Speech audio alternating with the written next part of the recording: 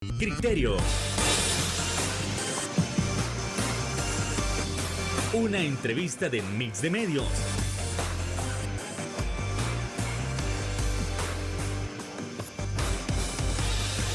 Que aborda frontalmente los problemas de El Salvador con los verdaderos protagonistas y plantea soluciones.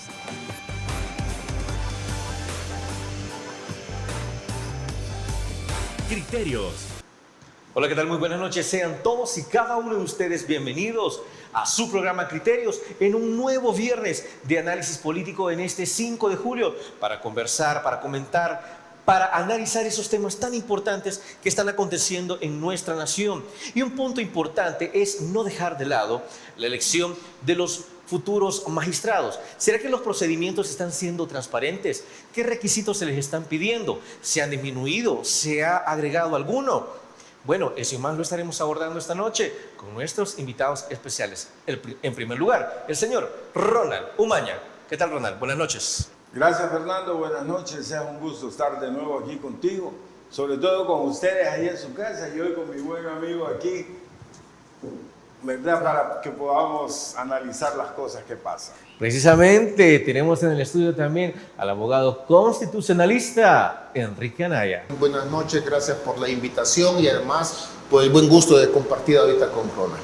Un placer que ustedes nos pueden estar acompañando. Entonces vamos entrando en materia con ese primer punto, que es cómo va la elección de los próximos magistrados. Es decir, ¿se está realizando de la manera transparente? ¿Se tienen los mismos requisitos? ¿O por ahí hay uno nuevo o un único requisito? Ronald Umaña, por favor. Está bueno cómo la planteaste la No se pregunta.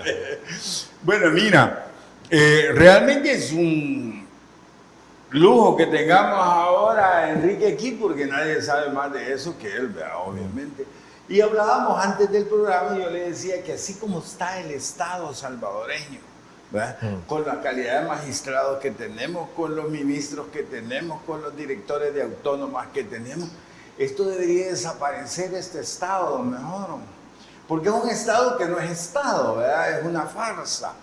Entonces aquí debería ser como en las monarquías, allá en Francia, en Alemania, los ducados, ¿verdad? Un ducado de Santana y ponen un tipo ahí que le haga los mandados a este. Porque estar votando ese montón de dinero en la gente que no sirve para nada. Y caso típico, la Corte Suprema de Justicia, ¿verdad? Van a quitar esos 5 usurpadores que no sirvieron para nada, más que para seguir dañando el Estado. Hoy van a poner a otros 5, los van a poner de dedo. Y por todo esto es una farsa. Estamos ante un engaño que ya no engaña a nadie. Porque por lo menos en la dictadura militar aquí se guardaban las apariencias. Los militares ponían a grandes juristas ahí en la Corte Suprema, buenos economistas en el gobierno, buenos médicos, buenos abogados. Hoy tenemos lo peor de lo peor, ¿verdad? Lo peor de lo peor. De hecho, me da la impresión que nadie acepta ser ministro de nada. Por eso seguimos con los mismos de siempre. ¿Por qué no quieren ser ministros, Ronald? Es bien fácil, fíjate que, por ejemplo, si a una persona calificada, a un ciudadano calificado salvadoreño, con un buen currículum académico y una buena experiencia, le ofreces un ministerio, no va a querer ir, porque se va a desprestigiar. Si este gobierno no sirve, en vez de prestigiarte el hecho que sea el ministro, te desprestigia. Aparte de todo, que vas a ser ministro fantoche. Solo vas a estar para firmar, porque el gobierno lo hacen los venezolanos, hay unos argentinos ahora ahí, y entonces ellos te dicen qué vas a hacer. Entonces te llevan solo para que firmes. Cuando esto se dé vuelta y venga el ajuste de cuentas, ¿quién va a ir preso? El que firmó, el ministro. Si los venezolanos ya no van a vivir acá, los argentinos ya no van a estar acá. Ellos son mercenarios. Cuando pase algo son los primeros en irse, ¿verdad? Entonces por eso nadie quiere aceptar, nadie de calidad, pues, ¿verdad? Por eso hoy seguimos con los mismos de siempre, con los del gobierno anterior, ¿verdad? Los requisitos formales para ser magistrado, que son en realidad muy fáciles. Mayor de 40 años de edad y tener lo más complicadísimo, que es tener instrucción notoria, Y luego unos requisitos de experiencia de al menos 10 años como abogado, al menos 6 años como juez, o sea, ahí sí. Esos requisitos siempre se han cumplido, pues, porque no vamos a poner a alguien de 25 años, pues, porque sería como muy evidente. El requisito más importante, el requisito más esencial es prometer fidelidad y obediencia absoluta a la dictadura, al dictador. No. Es obediencia, lealtad y sumisión absoluta al dictador. Eso es todo. Y vamos a ver, miren, si se están cumpliendo los procedimientos muy rápidamente para recordarle a las amigas y amigos que nos ven esta noche. Es un procedimiento bastante complejo para poder elegir magistrados en apariencia. No, en apariencia es complejo porque ya vemos que cuando quieren nombrar, hacen lo del 1 de mayo, quitan a unos y ponen a los chedos. Ellos en 2 horas y media lo hacen, pero formalmente es bien complejo. La Corte Suprema de Justicia se debe de renovar por terceras partes cada 3 años. Como actualmente son 15, entonces hay que elegir 5 magistrados propietarios y 5 magistrados suplentes. Pero ¿de dónde se eligen? Tanto el Consejo Nacional de la Judicatura como la Federación de Asociaciones de Abogados presentan listas. No presentan ternas, sino que presentan un número multiplicado por 3, es decir, como van a ser, en total van a ser 10, 5 propietarios y 5 suplentes, entonces el listado debe ser de 30. Y de esos 30, 15 los presenta el Consejo, que los elige, y 15 presentan la Federación de Abogados. Vamos bien, ¿no? 15 y 15. ¿Cómo los van a elegir? No los tienen que elegir de las 2 listas, podrían elegirlos de una sola si quisieran, ¿no? Los 10. Sí, no es obligatorio. No es obligatorio, no tal. Entonces, históricamente, digamos, se han procurado nombrar, digamos, nombran gente siempre más del Consejo que tal. En realidad, el diseño institucional que se hizo pensando, digamos, para los acuerdos de la reforma de paz, algunos siempre lo criticamos, que el mecanismo no era el adecuado, y yo creo que este procedimiento nunca fue capaz, salvo muy pocas excepciones, de convocar a los mejores juristas al país. ¿Por qué? Porque ¿de qué te servía ir al Consejo, presentarte a entrevistas y todo, o presentarte a elecciones y después quien decidía es la Asamblea? Entonces, como que, ¿qué? En 2 ocasiones... ¿Eres van a hacer ese procedimiento? ¿Ah? ¿Eres van a hacer ese procedimiento? En realidad sí. Es más, suponte, digamos, que en las elecciones de abogados, en las primeras elecciones que se dieron, que comenzaron en el año 94, sí el porcentaje de abogados era bastante, 25, 30% los que íbamos a votar. Después el procedimiento se vino hacia abajo, no tal, y solo para que tengamos una idea, fíjate que en la última elección, que fue el 22 de junio, fue a votar 9.4% de los abogados. Solo el 9.4%. Así es. ¿El resto? ¿Qué sucedió? La desconfianza en el sistema. ¿Sabes que antes se presentaban 25, 30, 35 candidatos? Pero entonces no hay legitimidad. Bueno, no, sí, ¿cómo no? Porque ese es el sistema. Y el sistema no te exige un mínimo, digamos, de los abogados. Iba a votar el 30%. Pero ahora tuvieron que prorrogar 2 veces el plazo. Porque la gente no llegaba a inscribirse. Y al final, ¿te imaginas qué peculiar? Llegaron a ser un total de 20 candidatos para elegir 15. O sea, 3/4 se sabía que ya estaba lleno. Pues, o sea, para que te quedaras afuera, es que tenías que quedar muy mal. Porque 20 candidatos para elegir 15. Y solo fueron a votar 3,000 y pico de abogados de prácticamente 40,000 abogados que vemos en el país. ¿Te imaginas la desconfianza? La desconfianza en el sistema es terrible. Pero es comprensible. Yo, personalmente, amigo, yo no fui a votar. Y te voy a decir por qué. Porque de los 20 que había en el Estado, solo conocía uno. Los otros 19, nada. La mayoría son funcionarios judiciales. No o sea, y los buscabas en internet. Nada. Perfecto tampoco. desconocido, vos. Ilustres desconocidos.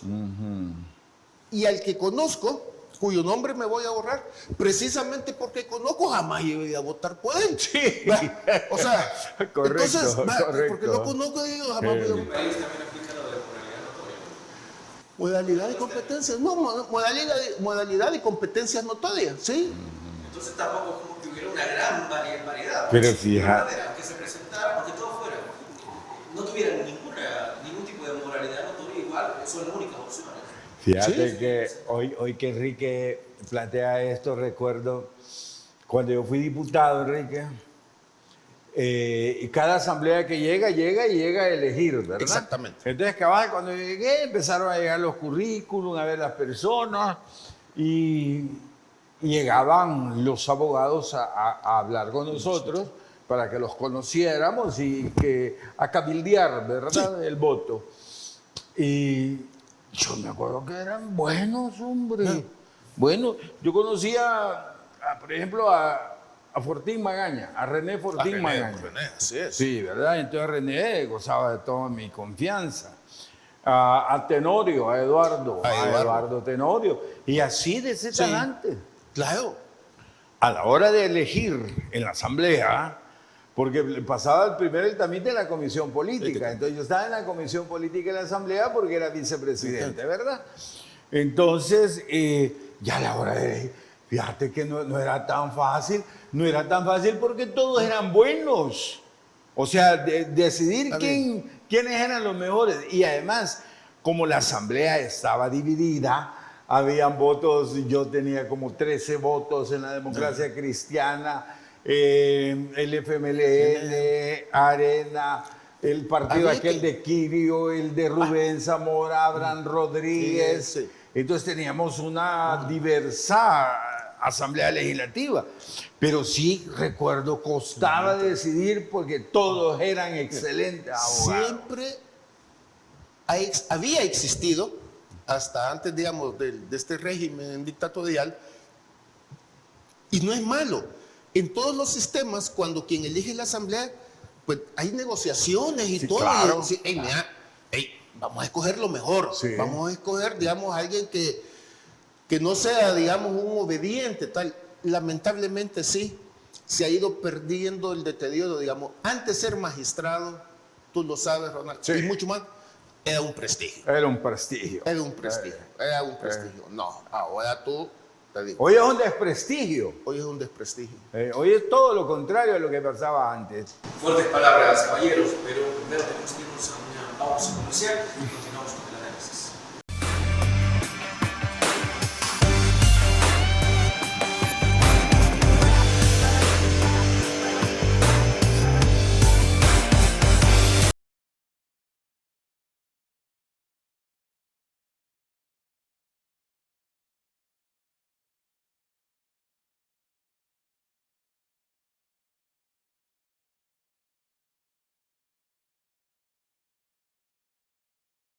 Como salvadoreños. Farmacia La Buena, la farmacia de todos.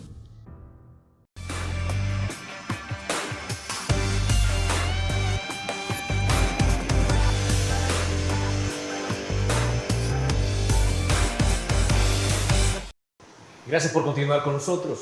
Y es que otro punto sumamente importante a nivel de comparativa es que en años anteriores, o más bien en los denominados 30 años perdidos, la gente realmente no tenía confianza en las instituciones de justicia. Del 2019 al 2024, o específicamente desde el 2021 al 2024, se vendió la idea de que las instituciones de justicia ahora trabajaban específicamente para el pueblo salvadoreño, como siempre debió de haber sido, como siempre tuvo que ser. Pero en la actualidad hay cierta duda sobre hacia dónde se está yendo el sistema judicial. Ronald, dígame. Sí, a mí no me queda duda, fíjate. Esta es una dictadura y tiene sometido al Poder Judicial, ¿verdad? Aquí no hay justicia, ¿verdad? Ahí estoy viendo el caso de uno de los periodistas que 4 veces ha ganado un juicio y las 4 veces se lo vuelven a hacer. ¿Y eso? Rubén Zamora le saca una orden de captura, se dan cuenta que era una estupidez haber hecho eso, la retiran, pero después quizás le vuelvan al juez y la vuelven a poner. ¿Me entiendes? Entonces, aquí justicia no hay, ¿verdad? O sea, los jueces le hacen los mandados al Ejecutivo. Y eso es destruir la República por completo, porque realmente el freno y el contrapeso del Ejecutivo es el Poder Judicial. Es el Poder Judicial. Mira, obviamente yo no soy abogado, ¿verdad? Pero hoy que veo la destrucción del Poder Judicial, como nunca vista, yo nunca lo había visto así, Enrique. Es la primera vez que veo cómo han destruido el Poder Judicial.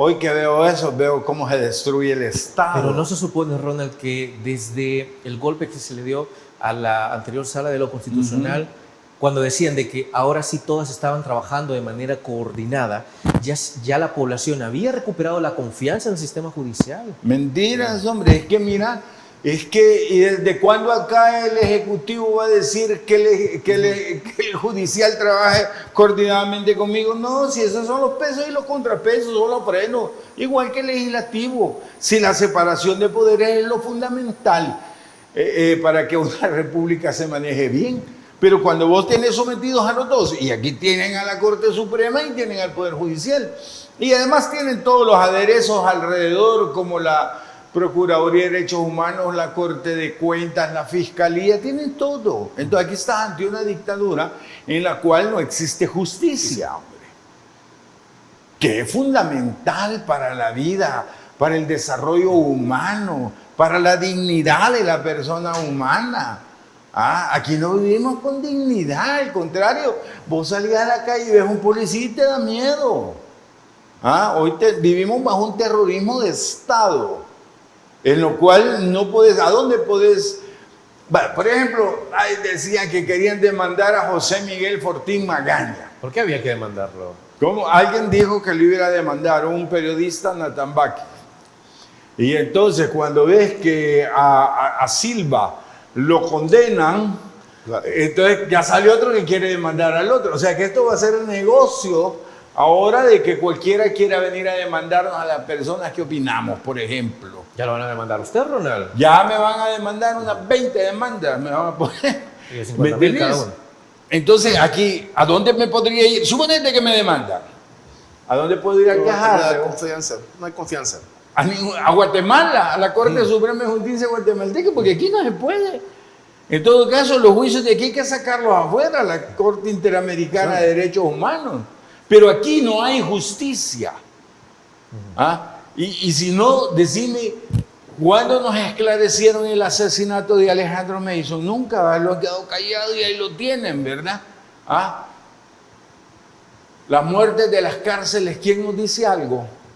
Nadie. Van más de 300 personas asesinadas documentadas.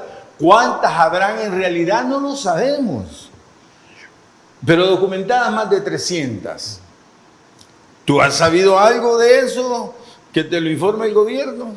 No, ¿verdad? El sistema judicial tampoco, ¿verdad? Bueno, ¿cuántos habeas corpus hay en la Corte Suprema? Y no resuelven nada. Entonces, no. Lo primero que se encargaron de destruir a estas personas con el golpe de Estado a la Sala de lo Constitucional, que es donde se empezó a instaurar la dictadura, ¿verdad? Y la Fiscalía, lo primero que se encargaron este régimen de destruir es la justicia para poder montar la dictadura. No puedes montar una dictadura con un sistema judicial independiente. Correcto. Independiente no puedes, no puedes. Entonces tenés que someterlo para montar una dictadura.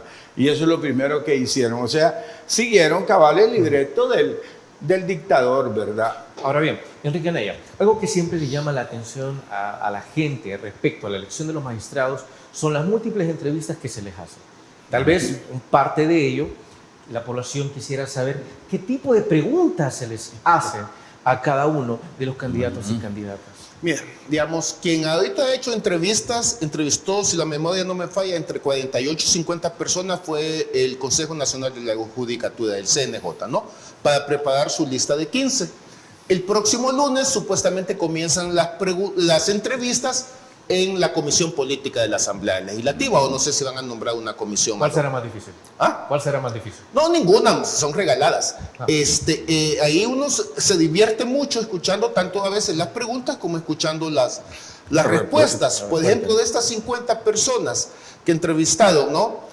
En primer lugar, todo fue un montaje por parte del Consejo, donde el presidente en realidad ejercía de maestro de ceremonias como que fuera mi universo, ¿no? Porque el presidente nunca preguntaba, ¿no? Que le decía, bienvenido a este su pleno del Consejo, le decía. ¿Va? Y ahorita va a escoger un sobre, las preguntas iban en sobres, ¿no? Va a escoger un sobre y después... Y efectivamente salía una señorita con falda corta y le llevaba unos sobres Manila y escogía un sobre y supuestamente se lo daban a algún consejero y después le iban a hacer las preguntas. ¿Y eso es un evento a la altura de la seriedad que debería tener? No, para nada. Para nada. Eso no tiene nada que ver. Sí. Además de eso, hacer preguntas genéricas de derecho como ellos hacían. Por ejemplo. Y algo que yo le pedí al Consejo a través de redes sociales que no les preguntara eso porque las respuestas eran vergonzosas. Por ejemplo, decía, ¿puede decirnos qué es constitucionalismo? Y me acuerdo que una señora dijo, aplicar la Constitución. Esta señora no tiene ni idea. ¿Qué es eso? Preguntas de primer año de universidad. Sí. ¿Para el que va para magistrado? Claro. Eso O sea, es. vamos a ver, si otra postulante le dijeron a ella que cuál era su experiencia y ella dijo que ella era autora o coautora de 105 libros. Vivo lo escribiste, es 105 cierto. libros. Yo los he estado buscando, hasta ahorita no he encontrado uno. Ajá. Ya digo que de cientos. Y lo dice afortunadamente no quedó, pero voy a esas locuras. Se habrá confundido y habrán sido artículos tan No, seguidos. 105 libros, imagínate. Dije yo, vaya, dije yo.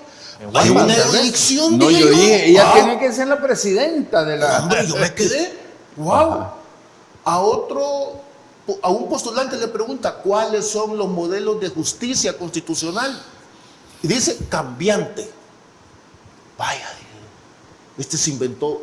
Los modelos de justicia pueden ser difuso, concentrado, pero cambiante.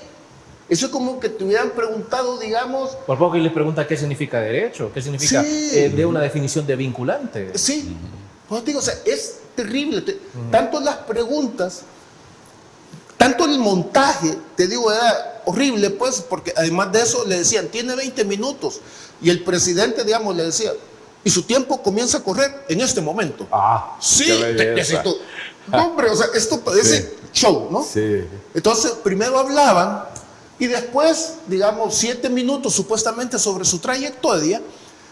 Y después hablaban, ¿no? Y ven de todo, ¿no? Por ejemplo, me recuerdo tanto una señora como un señor, una licenciada y un licenciado.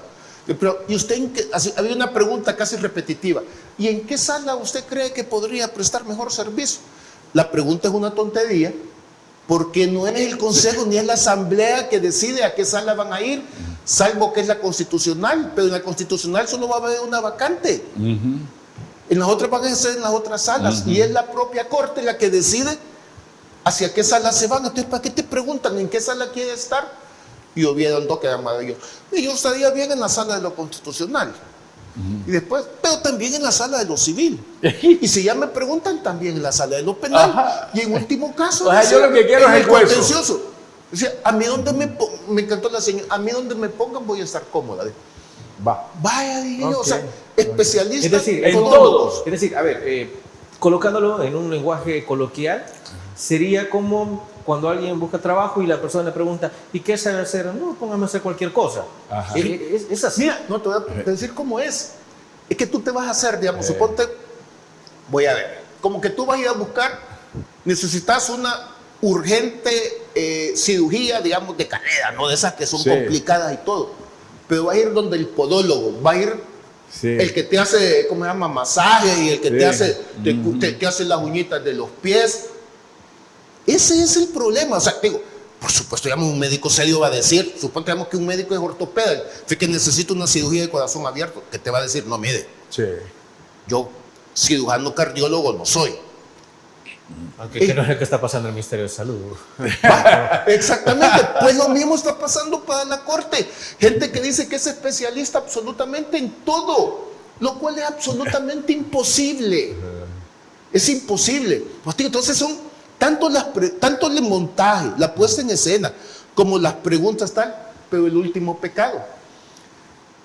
Desde el 2015, por una sentencia de la Sala de lo Constitucional, cuando en este país teníamos sala, se dijo, había un artículo en reglamento de la ley del Consejo que decía que la elección final tenía que hacerse en una sesión secreta del Consejo. Eso se declaró inconstitucional y se dijo, no, tiene que hacerlo en una sesión abierta, pública, donde exista debate y además de eso se debe de votar y saber cómo votan. Y por eso fue que en el 2015, en 2 ocasiones, la Sala de lo Constitucional declaró inconstitucional la lista para volverla a hacer. Hoy retrocedimos 20 años. ¿Por qué? Porque ¿cómo se pasó de los 50 que entrevistaron a los 15? No lo sabemos. No se sabe. No se sabe.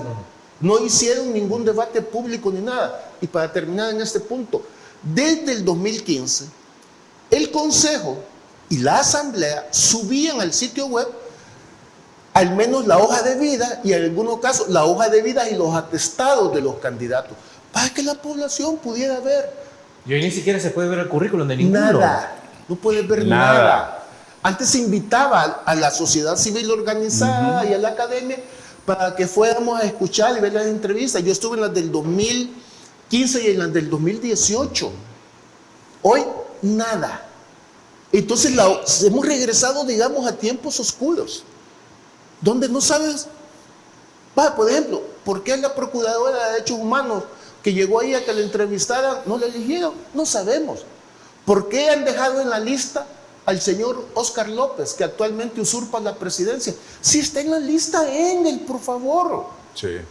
Está en la lista Engel. A protegerlo, no sé. Eso Pues vota, sí, eso vota la moralidad notoria. Por supuesto. Claro. Pero y lo han dejado ahí, ¿te imaginas? Bueno, vamos a detener por el momento y nos vamos a la pausa comercial.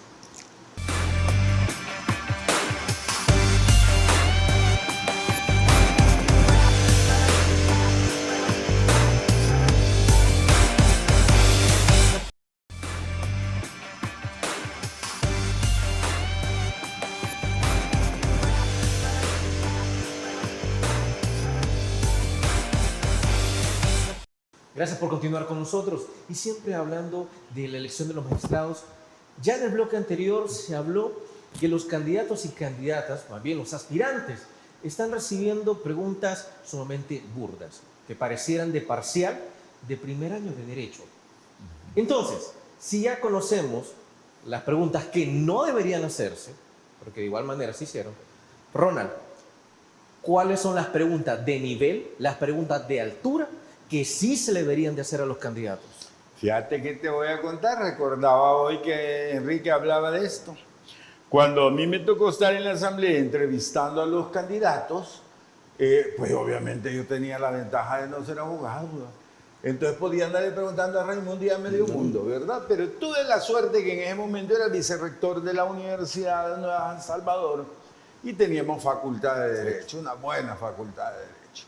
Yo lo que hice, me fui donde mi decano a que me ayudara. Llamamos al profesor de Derecho Constitucional y entre ellos dos me elaboraron como 20 preguntas, me las explicaron, las debatimos y me fui yo ya serio y formal con eso. O sea, ¿por qué? Es que es una cosa de responsabilidad de un funcionario, hombre. Si no sabes, pues anda a averiguar, anda a estudiar, anda a trabajar y vení seria y formalmente a hacer las preguntas, no andar inventando.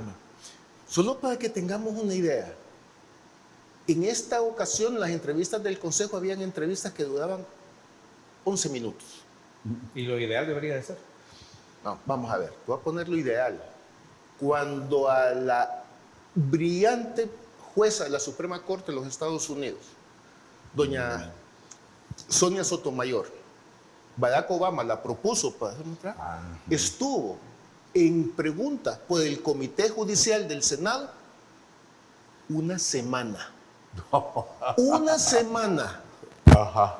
¿Te imaginas? Verso 11 minutos. 11 minutos. Ya. una semana. Y el Comité Judicial del Senado, ¿va? Que es una cosa...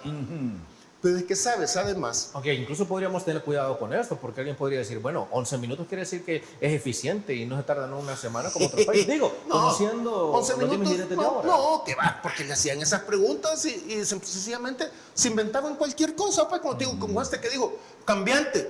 Sí. Ya no le seguís preguntando, pues, si el modelo de justicia es cambiante, pues ya no le seguís preguntando, entonces te va a durar 11 minutos. Es que te voy a decir por qué, mira. Por ejemplo, la mayoría de los candidatos son funcionarios judiciales. ¿Qué es lo que se hace, digamos, en Alemania, en Estados Unidos, en Italia, en Inglaterra? Bueno, Inglaterra es otra cosa, pero vas y revisas qué es lo que ha hecho. No te pones, digamos, a hacerles preguntas de primer año de derecho. Tú dices, bueno, usted ha sido funcionario judicial, van y le leen todas las sentencias que ha dictado. Para decirle, voy a ver la calidad de trabajo que ha hecho. Sí. Y voy a ver la pregunta. Y le voy a ver si no se ha contradecido.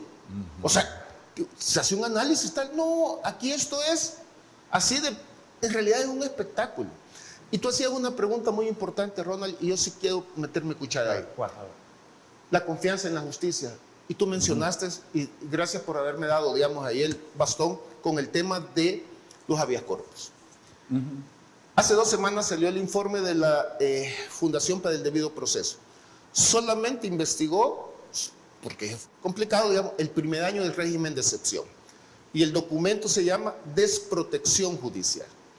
En el primer año del régimen de suspensión de garantías, de marzo del 2022 a marzo del 2023, se presentaron más de 6,000 habeas corpus. Más de 6,000 habeas corpus.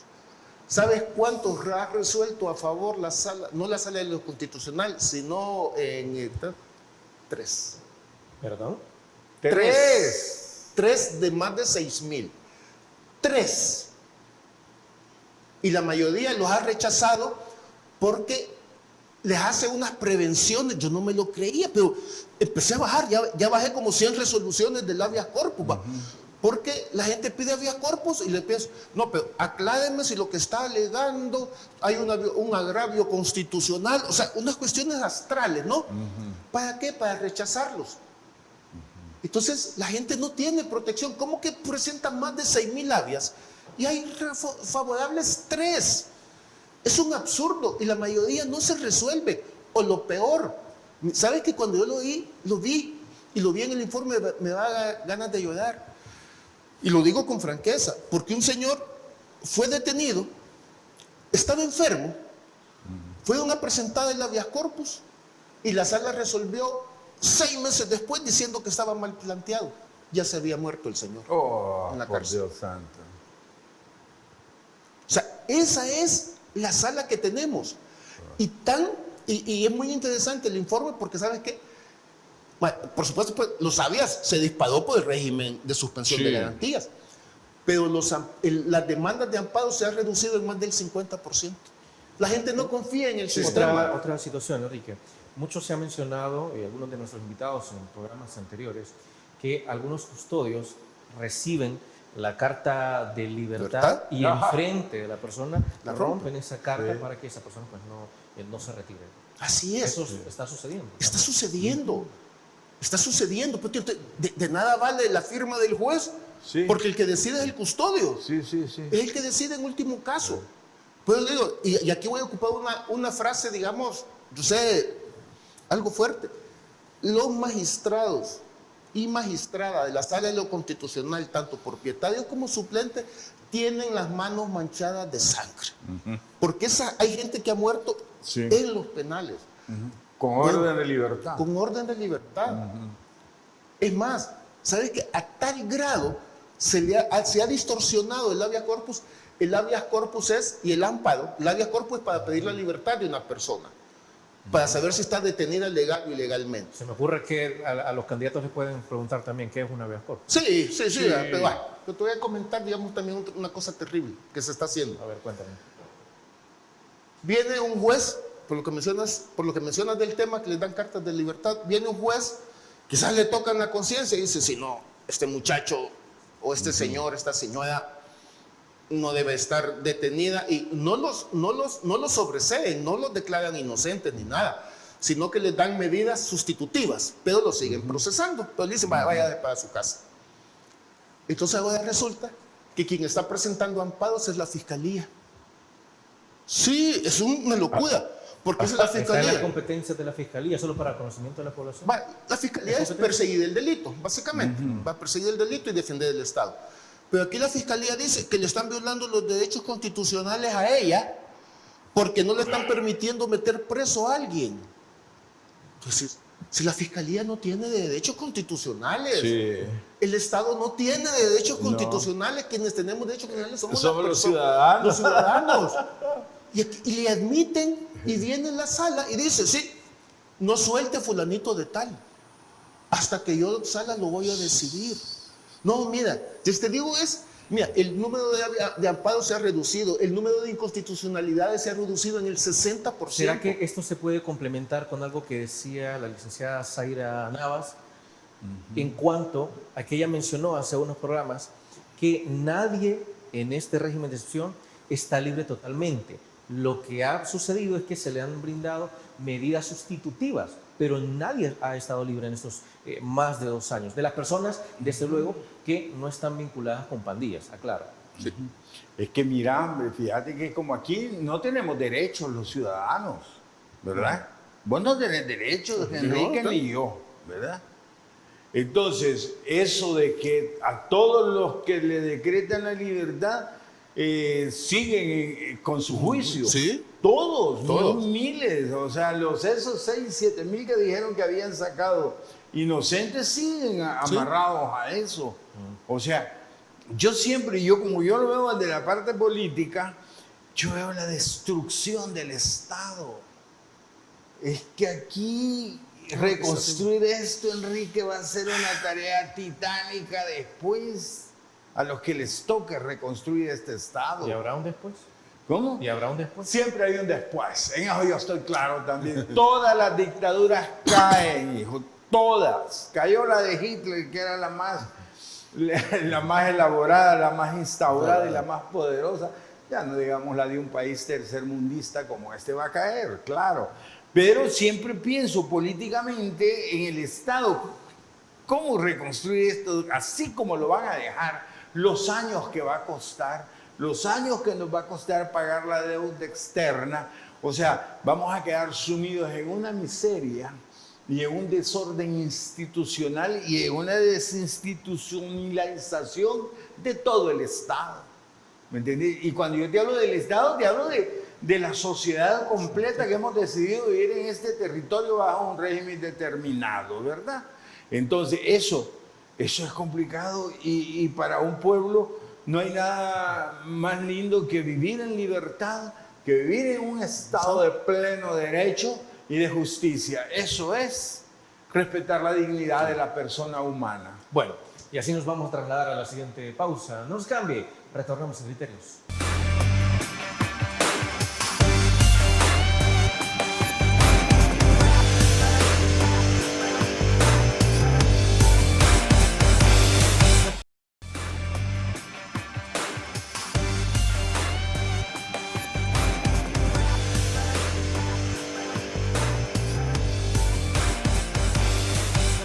Gracias por continuar con nosotros aquí en Criterios. Y tal cual, el próximo punto por dialogar es el que está ocurriendo respecto a varias partes del país que se han visto afectadas por las múltiples lluvias.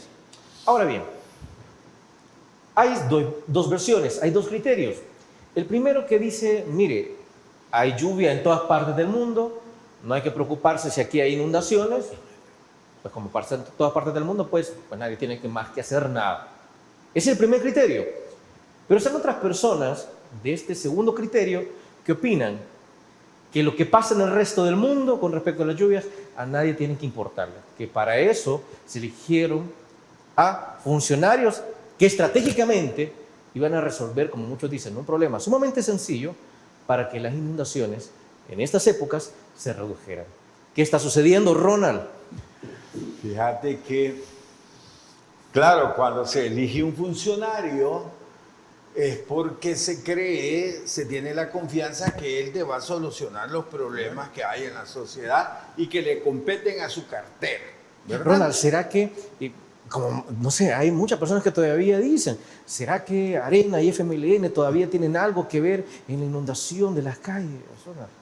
O el gobierno Bueno, anterior, de hecho, le comento, yo vi un tweet por ahí que decía que Arena y FMLN están botando grandes cantidades de basura, en los tragantes para hacer ver mal a las municipalidades. Ajá, sí, terrible. Mira, ¿Qué cree de eso, Ronald? no, es una locura. O sea, la destrucción del Estado llega hasta eso. Antes teníamos 262 municipios, hoy nos hemos quedado con 44, ¿verdad? Antes teníamos 262 comités de emergencia en el país y uno nacional, eran 263. Este nacional coordinaba a los otros. Recuerdo a Jorge Meléndez, ¿te acordás? Claro, por Jonás. supuesto, sí, Jonás. 10 años con el FMLN y el tipo fue un espectáculo aquí como jefe del Comité Nacional. del Comité Nacional, ¿verdad? Pero él tenía una coordinación total. Y yo recuerdo que un día me lo encontré en un centro comercial y nos fuimos a tomar café. Y yo le dije, mire, yo te felicito, Jorge, hombre, realmente que bien manejas esto. Mira, le digo, esa correntada de allá de San Miguel de la semana pasada. No, me dijo, es que yo tengo organizadas todas las ADESCO. Entonces, cuando comienza el problema en el río, arriba, entonces desde allá con Goquitoque le llaman a los de abajo desalojan y cuando el agua llega ya no hay gente. ¿Me entendés? Entonces se evitaron X cantidad de muertes, vea que no se sabe cuántas, pero muchas, ¿verdad? ¿Qué sucede ahora? Deshicieron los 262 comités y hay uno aquí arriba que es inoperante. Y abajo no puedes hacer los comités porque ya habían asesinado el FODES. Ya no hay fondos para eso, porque todo eso salía del FODES. Había una partida del FODES para las emergencias. ¿Ve? A tal grado que antes de venir el invierno hacían las obras de mitigación en todo el país y se sabía, había un mapa de riesgo en el país y se sabía dónde tenías que ir a trabajar eso. Eso ya no existe. ¿Qué es lo que sucede? Que los pueblos, con los años, con el tiempo, con la cultura, saben cuáles son los riesgos a los cuales se enfrentan en la naturaleza, ¿verdad? Entonces van y se van protegiendo. Los gobiernos municipales ya saben, cuando un alcalde iba de candidato, ya sabía dónde estaba el río, ya sabía cuántas casas habían en las riberas, a quienes había que ir a sacar de ahí cuando llovía y todo eso. Eso ya no existe, eso ya no importa. O sea que hay un desprecio por la vida humana de este gobierno, ¿verdad? Hay un desprecio por los pobres, porque para desgracia nuestra, esa gente que vive en la ribera del río es la más pobre de este país. Y viven ahí porque viven del río. De ahí sacan, o sacaban, porque ya ni pescado han de haber. De ahí sacaban su pescadito para comer a la orilla del río, pues nadie les cobraba renta de nada y hacían una covacha y ahí vivían, ¿verdad? Hoy no importa que se mueran, que no se mueran. Bueno, y si no decime, y el presidente, bueno, el dictador, ¿a dónde está? ¿Ah? Yo tengo un mes de no saber de él. El país entero tiene un mes de no saber de él. Este gobierno, mira, este gobierno anda como que es pollo sin cabeza, ¿ves? Para un lado rebotando por todos lados, no hayan qué hacer. De hecho, Ronald, si usted habrá visto las redes sociales en las últimas semanas, mucha gente se está informando, pero a través de los estudios y comentarios que emite el ingeniero Moisés Urbina. Incluso le ponen a él, ¿por qué usted informa más que otras autoridades? Bueno, él informa más que el gobierno completo, hombre. ¿Ah? Decime, ¿y a dónde has tenido la dirección aquí del dictador? Que diga algo. Nada, callado. ¿Y qué decía antes? Estos tienen San Miguel lleno de agua, San Salvador lleno de basura. ¿Cómo no pueden resolver algo tan sencillo con las decenas de millones que reciben? Y hoy, ¿por qué no lo resuelven ellos? ¿Ah? Mira una media tormenta y si te inundó toda la colonia médica, la colonia Santa Lucía, ahora, atrás del Camino Real. También es válido, digamos, porque todavía siguen con comentarios así. Vaya, mire, dice alguna gente, ¿cómo quiere resolver, usted ya sabe, creo que por dónde va el asunto, ¿cómo pretende resolver el problema de las inundaciones cuando en 30 años pues, no se hizo nada? Entonces, en la actualidad, ¿cómo se responde a ello nuevamente? Bueno, pues porque en los últimos 5 años el gobierno anterior no hizo nada tampoco. O sea, yo le puedo echar la culpa a los de los 30 años, pero sobre todo le voy a echar al de los 5 años anteriores, al gobierno del 2019-2024. Él tiene muchísima más culpa porque es el que tenía la información y al fin y al cabo es el que está actual, es el que pues continúa el mismo. A ver, Enrique Anaya, pero no es la misma retórica que la del FMLN. Yo recuerdo en su momento que una vez que terminó el gobierno de Mauricio Funes, bueno, terminando, el FMLN decía, mire, es que para resolver el problema de los 20 años de Arena necesitamos 5 más. Vino Salvador Sánchez Serén. Cuando nuevamente compiten por la presidencia en el 2019, ya no recuerdo qué diputada lo dijo, pero era del FMLN, y dijeron, es que en 10 años tampoco se puede resolver lo que hizo en 20 años Arena, por tanto necesitamos 5 más del FMLN. Es decir, no estamos utilizando la misma retórica. No, y es lo falso. Mira, a mí me encantó, hay una frase famosísima y valiente de doña Angela Merkel, la ex canciller de Alemania. Y dijo, demócrata cristiana. Y ella dijo, con clarísimo, dijo, los gobernantes, dijo, no podemos echarle la culpa, dijo, a los gobernantes anteriores, porque la gente nos ha elegido para solucionar los problemas. No, ¿para quién no va a echar la culpa? Es que si no así, bueno, no hubiera dicho. Fíjate que fueron los militares, y los militares, fíjate que fueron tan... O sea, llegamos, qué sé yo, pues hasta los españoles. Es que los españoles porque vinieron, digamos, Pedro de Alvarado es el culpable de todo. No. Cada gobierno debe hacerlo. Y mira, con la pregunta que haces tú, en el actual régimen yo lo veo desde 3 perspectivas constitucionales. 1, la ausencia de un plan de gobierno. El gobierno 2019-2024, a pesar que la Constitución ordena que debe haber un plan de gobierno, nunca lo hizo público. ¿Por qué? Y este tampoco. ¿Por qué? Porque no lo tiene. Y parte del plan de gobierno es prevenir los riesgos. Eso es importantísimo. Entonces no hay plan de gobierno. 2, las mentiras del gobierno, de los gobernantes. Y no dijo el ministro de Obras Públicas hace 2 años que la colonia Santa Lucía, dijo, ya no tenía que preocupar. Que habían solucionado el problema, dijo, de manera permanente. Y la realidad te viene a demostrar la falsedad. Y 3, lo que muy bien decía Ronald, la ausencia del presidente. Yo voy a entender que el presidente no se va a ir a querer ensuciar sus zapatos de 500, 600 dólares, ¿no? A donde está lloviendo. Eso lo entiendo.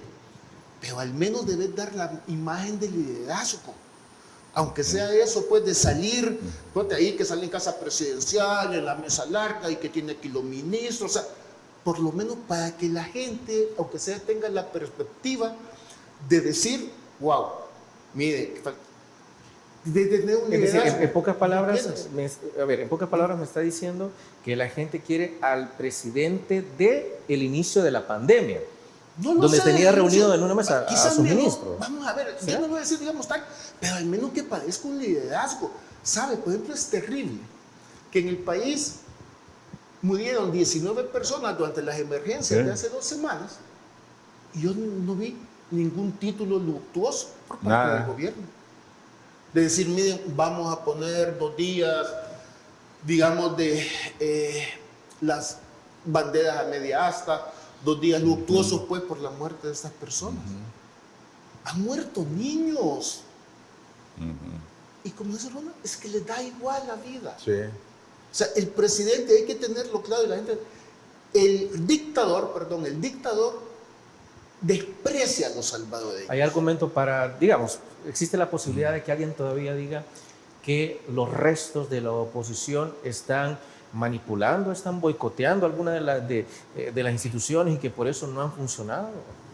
Fíjate que el pueblo salvadoreño es un pueblo noble, cariñoso, amigable. Aquí somos amigables, cariñosos, afectuosos, pero no somos tontos. No somos tontos. Si te vas ahora a las redes sociales y empezás a ver los comentarios de la gente, te darás cuenta qué están pensando. Hoy muchísimos que antes eran seguidores de Bukele ya no. Es más, se preguntan que dónde está. Si es que el problema es que aquí, como tú lo dijiste, mira, ¿quién es más presidente de este país o es más dictador? Moisés Urbina que Bukele. A él van a consultar, a él van a ver. No hay un liderazgo, no tenemos gobierno. O sea, esto, como te lo dije anteriormente, me gusta la figura esa como que es pollo sin cabeza, anda esto aquí en el país. Claro, le podrás echar la culpa a un Arena que tiene, que 12 años, no, 15, 16 años de no estar en el poder.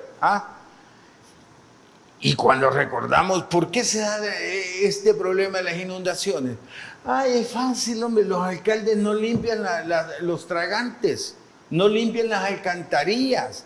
¿Por qué tenemos dengue? Porque los alcaldes no fueron a fumigar, sí, no fueron a batizar. Hoy tenemos peste de dengue, tenemos de diarrea, hay chikungunya, hay zika, no sé cómo se llama la otra cuestión de los zancudos. Pero es por eso, es porque estos no han hecho su trabajo, ni el gobierno anterior, que es el mismo, tampoco ha hecho su trabajo. Cuando vos me preguntas, ¿y por qué están destrozados los caminos de los pueblos? Ya no hay caminos terciarios. ¿Por qué? Desde que asesinaron el FODES no le dieron mantenimiento. Y hoy con esta tormenta se acabaron, hay charcos en todas partes, no hay alcaldes para que abaticen. Entonces hoy tenemos pestes, hoy tenemos muertes, hoy tenemos desastres, hoy tenemos todo. Lo único que no tenemos es ni siquiera el dictador que hable.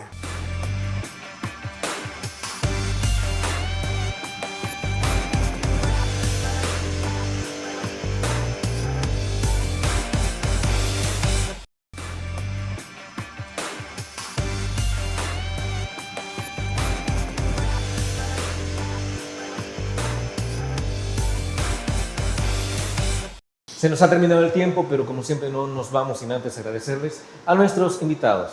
Enrique Anaya, ha sido un placer haberlo tenido con nosotros. Gracias, muchas gracias por la invitación, siempre un gusto y aquí estamos a la orden. Buenas noches, amigas y amigos.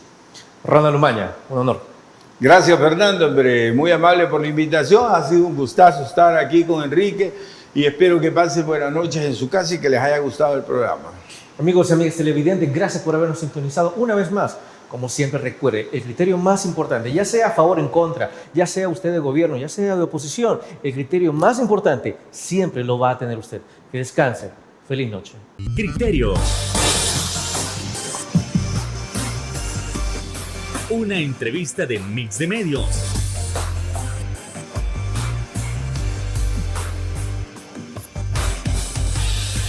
Que aborda frontalmente los problemas de El Salvador con los verdaderos protagonistas y plantea soluciones.